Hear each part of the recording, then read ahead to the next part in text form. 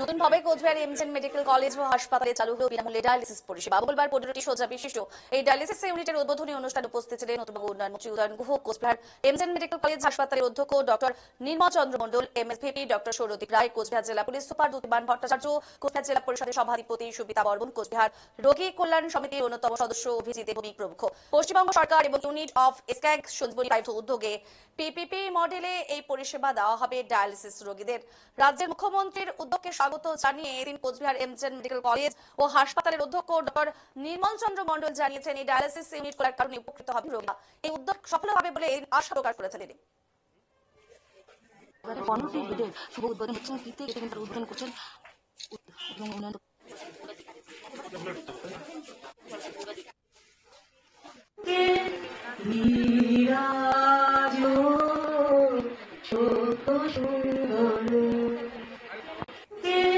প্রসঙ্গে উত্তরবঙ্গ উন্নয়ন মন্ত্রী উদয়ন গুহ এদিন জানিয়েছেন, আজকের এই দিনটি কোচবিহারবাসীদের জন্য একটু স্বস্তির দিন, কারণ এরপর থেকে আর বেশি পয়সা খরচ করে বাইরে থেকে কিডনি রোগীদের ডায়ালিসিস করাতে হবে। তারা সরকারি উদ্যোগে এই ডায়ালিসিস করাতে পারবেন। জেলার পাশাপাশি বাইরের রোগীরাও এর থেকে উপকৃত হবেন। এদিন সরকারি চিকিৎসা পরিষেবার ভূয়সী প্রশংসা করেছেন মন্ত্রী উদয়ন গুহ। ডায়ালিসিসে আমাদের যে কিডনি ডিজিজের যে পেশেন্টগুলো যাদের মানে শেষ স্টেজে কিডনি ডিজিজের একটা পঞ্চম স্টেজে এসে ডায়ালিসিস লাগে, নইলে রুগীকে সার্ভাইভ করানো যায় না অথবা কিডনি ট্রান্সপ্লান্ট করতে হয়। তো সেই জায়গায় দাঁড়িয়ে ডায়ালিসিসে শুধুমাত্র ডায়ালিসিস করে একজন মানুষের জীবন 5, 10 থেকে 20 বছর পর্যন্ত তাকে বাঁচিয়ে রাখা যায়। তো সেই যে পরিষেবাটা আমাদের চালু ছিল, একটু ছোট স্তরে চালু ছিল, 5টি ইউনিট ছিল, কিন্তু শেষের দিকে সেই ইউনিটগুলো কিন্তু বিকল হয়ে যায়। তো পরবর্তীকালে গভর্নমেন্ট যে সিদ্ধান্ত নিয়েছেন 5-এর জায়গায় 15 ইউনিট এবং অন্য সংস্থাকে দায়িত্ব দিয়েছে, সঞ্জীবনী যিনি গ্রুপ যারা। তো এবার কাল থেকে সেটা পুরোদমে 15 bed at a point of time, এবং যদি তারপরে পরে যদি রুগী থাকে সেখানে প্রায় পার ডে 50 পর্যন্ত রুগী ডায়ালিসিস দেওয়া সম্ভব। অর্থাৎ কোচবিহারবাসী যারা অনেক সময় কি হয় যে হাসপাতালে পরিষেবা পাওয়ার পরে দূরে যেতে হতো কিংবা বেসরকারি জায়গা থেকে প্রচুর খরচা করে ডায়ালিসিস করতে হতো বাঁচার জন্য, কেননা এটা তো এছাড়া তো ওই রুগীকে বাঁচানো সম্ভব নয়। সেই জায়গায় দাঁড়িয়ে মানুষের যে পরিষেবা এবং সুস্থ হওয়ার জায়গাটা তৈরি হলো, সেটা কোচবিহারবাসী এবং কোচবিহারের আশেপাশে যে জেলা তারা ভীষণভাবে উপকৃত হবে। এবং আমি আশা করি পিপিপি মডেলে এই যে বিষয়টি চালু হলো মাননীয় মুখ্যমন্ত্রীর সৌজন্যে এবং উদ্যোগে এবং সমস্ত সরকারের স্বাস্থ্য দপ্তরের ব্যবস্থাপনায় এটা সফল হবে এবং আমরা সেটার দিকে নজর রাখবো। এমএসভিপি রয়েছে কনস্ট্যান্ট এখানে, এমএসভিপি সবসময় বাজেট না, এটা তো যেহেতু বেসরকারি বিষয়, তো মানে পিপি মডেল, ফলে এই টোটালটা কিন্তু ওনারাই করেছেন। আমরা শুধু পিডব্লিউডি যে হেল্প সেটা করে দিয়েছি। পিডব্লিউডি আমাদের যে পিডব্লিউডি এটা ওনারা এই ভিতরে যে স্ট্রাকচারটা আপনারা দেখেছেন ওটাই কিন্তু ওরা করেছেন। ওই ব্যাপারটা ওরা বলতে পারবে যে ওদের কত খরচা হয়েছে। এবার যে জায়গাটা আমাদের পিপি মডেল মানে গভর্নমেন্ট জায়গা দিচ্ছে, গভর্নমেন্ট ঘর দিয়ে দিয়েছে, এবার ওনাদের ইনস্ট্রুমেন্টগুলো ইনস্টল করেছেন এবং এফআই পরিষেবা চলবে এবং যা খরচা হবে গভর্নমেন্ট সেটা শেয়ার করে ওনাদের দেবে। আরে হ্যাঁ, নামের লিস্ট করতে হবে, তারপর তারা এমার্জেন্সিতে আসবে। এমার্জেন্সি আমাদের যে মেডিকেল অফিস আছে তার মাধ্যমে আমাদের নার্সিং স্টাফ তাদের মাধ্যমে এনলিস্টেড হবে, তারপরে তারা ইউনিটে যাবে, ডায়ালিসিস পাওয়ার পরে আবার হচ্ছে এমার্জেন্সি থ্রু দিয়ে তারা বাড়ি চলে যাবে। যেটুকু যা রেস্ট নেওয়ার দরকার যে নিয়মটা আছে সেটা ফলো করার পরে মানে থ্রু এমার্জেন্সি ব্যাপারটা কিন্তু চালিত হবে। এমার্জেন্সিতে আমাদের যে মেডিকেল অফিসার দেখবেন, ওখান থেকে তারপরে ডায়ালিসিস ইউনিট থেকে আবার এমার্জেন্সি থেকে ডায়ালিসিস।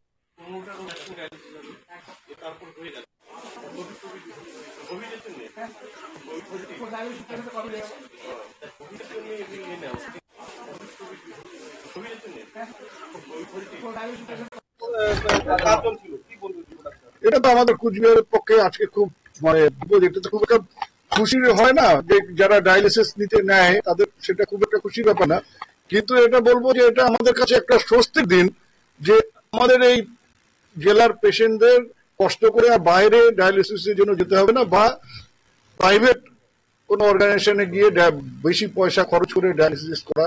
এই যে একটা সমস্যা, এই সমস্যার থেকে সরকার তাদের বের করে আনবার জন্য এখানে আজকে একই সাথে 15টা ইউনিট চালু হলো। এটা আগামী দিনে আমাদের জেলার যারা পেশেন্ট তো বটেই, আশেপাশেরও অনেক পেশেন্টের সুবিধা এটা একটা আছে। এটা আমি বলেছি, এটা হয়তো অনেকে আমার সাথে একমত হতেও পারে নাও পারেন। এই যে পেশেন্টদের সাথে ইন্টারাকশনের ক্ষেত্রে একটু সমস্যা মনে হয় এখানে হয়, যদিও ওখানে ভাষার সমস্যা, কিন্তু তারপরেও দেখি বা শুনি যেটা এত পেশেন্টকে এই ব্যাপারটা যে এমন ভাবে পেশেন্টকে বোঝানো বা কথা বলা এ করে, এই ঘাটতিটা আমাদের এখানে আছে বলে আমার মনে হয়। তার ফলে একটা, কিন্তু চিকিৎসা পরিষেবা বা ডাক্তারের কোয়ালিটির ব্যাপারে আমার মনে হয় না বাংলা চাইতে ডাক্তারের কোয়ালিটি অন্য কোথাও ভালো হতে পারে। এইটা মানে যদি কথাবার্তাটা ভালোভাবে বলা যায়, পেশেন্ট পার্টিকে ভালো করে বোঝানো যায়, পেশেন্টকে ভালো করে বোঝানো যায়, একটু সময় যদি পেশেন্টের সাথে কথা বলার জন্য ব্যয় করা যায়, তাহলে আমার মনে হয় যে সমস্যাটা আছে সেই সমস্যাটা থেকে বেরিয়ে আসা যাবে। আদারওয়াইজ এটা আমি বিশ্বাস করি যে ইথার এবং ডাক্তারের কোয়ালিটিতে বাংলা কারোর চেয়ে পিছিয়ে নেই। এটাকে মানে বলা যেতে পারে এটাকে প্র্যাকটিস, এটা হয়ে চলছে।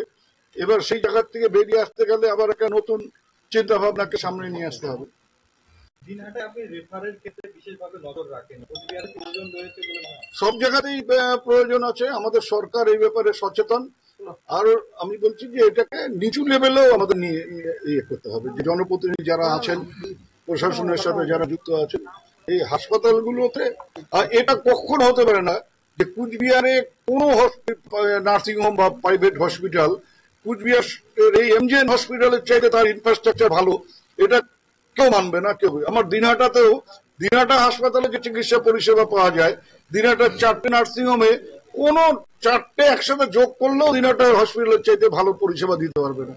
কিন্তু তারপর কিছু দালাল, কিছু মানে একটা চক্র, তারা কাজ করে পেশেন্টকে, পেশেন্ট পার্টিকে ভয় দেখিয়ে কুচবিহার, দিনহাটার থেকে কুচবিহারে পাঠিয়ে দিল, কুচবিহার হাসপাতালে। মাঝখানে এমন কেউ কেউ বুঝিয়ে দিল যে তারা আর কুচবিহার হাসপাতালে না এসে একটা প্রাইভেট হাসপাতালে বা নার্সিং হোমে চলে গেল। এবার তারপর হয়ে গেল,